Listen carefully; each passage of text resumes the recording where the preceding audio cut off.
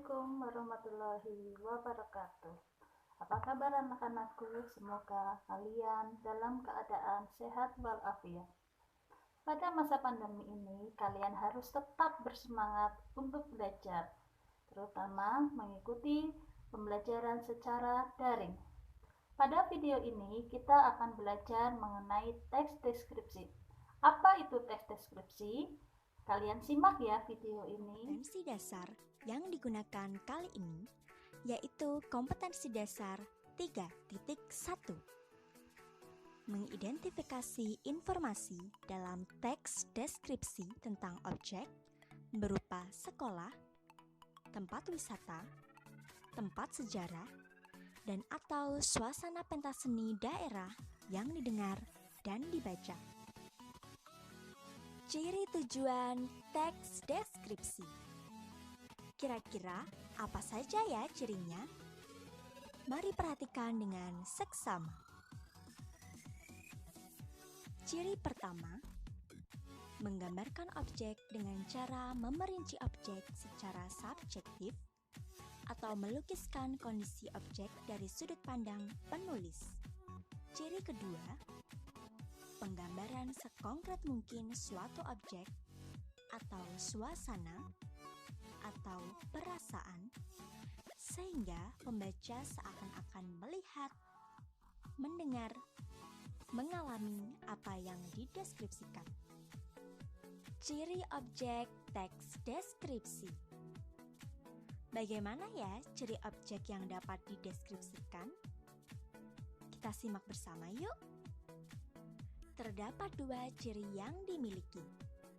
Yang pertama, objek yang dibicarakan pada teks deskripsi bersifat khusus atau objek tertentu yang kemungkinan berbeda dengan objek lain. Yang kedua, objek yang dideskripsikan bersifat pendapat personal. Ciri isi teks deskripsi. Bukankah kawan-kawan penasaran apa saja cirinya? Langsung saja ya. Ciri yang pertama, isi teks deskripsi diperinci menjadi perincian bagian-bagian objek. Yang kedua, isi teks deskripsi menggambarkan secara konkret. Dengan demikian, teks deskripsi banyak menggunakan kata khusus. Dan yang terakhir, isi teks deskripsi bersifat personal dengan kandungan emosi, sehingga menggunakan kata-kata dengan emosi yang kuat. Misalnya apa sih? Misalnya, ombak menggempur, kemolekan pantai, dan ibuku yang tangguh. Jenis teks deskripsi. Ternyata jenis teks deskripsi terbagi menjadi dua. Apa saja ya jenisnya? Mari kita lihat. 1. Teks deskripsi berdiri sendiri sebagai teks. 2. Teks deskripsi yang menjadi bagian teks lain. Contohnya, cerpen, novel, lagu, iklan, dan lain-lain. Penggunaan bahasa dalam teks deskripsi ternyata juga ada cirinya loh. Mari kita cermati. 1. Menggunakan kata-kata khusus untuk mengkonkretkan. Contohnya, warna dirinci merah, kuning, hijau. 2. Menggunakan kalimat rincian untuk mengkonkretkan. Contohnya, adikku orang yang sangat baik. Dia ramah dan tutur katanya lembut kepada siapa saja. 3. Menggunakan kata sinonim dengan emosi kuat. Contohnya, indah diungkapkan dengan sinonim yang lebih memiliki emosi kuat, yaitu elok, permai, molek, mengagumkan, memukau, menakjubkan. 4. Menggunakan majas untuk melukiskan secara konkret. Contohnya,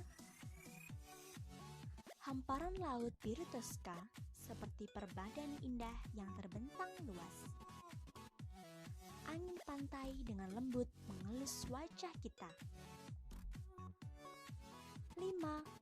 Menggunakan kalimat rincian.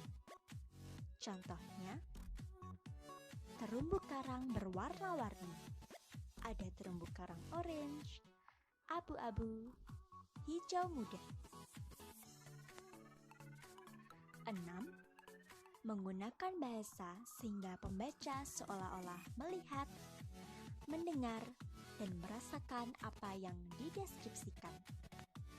Yang terakhir yaitu ketujuh, teks deskripsi yang memunculkan kata ganti orang. Contohnya, kucingku, ibuku. Memasuki wisata ini Anda akan disambut. Nah, kali ini sudah disajikan contoh teks deskripsi. Coba kawan-kawan baca dan tentukan apa isinya.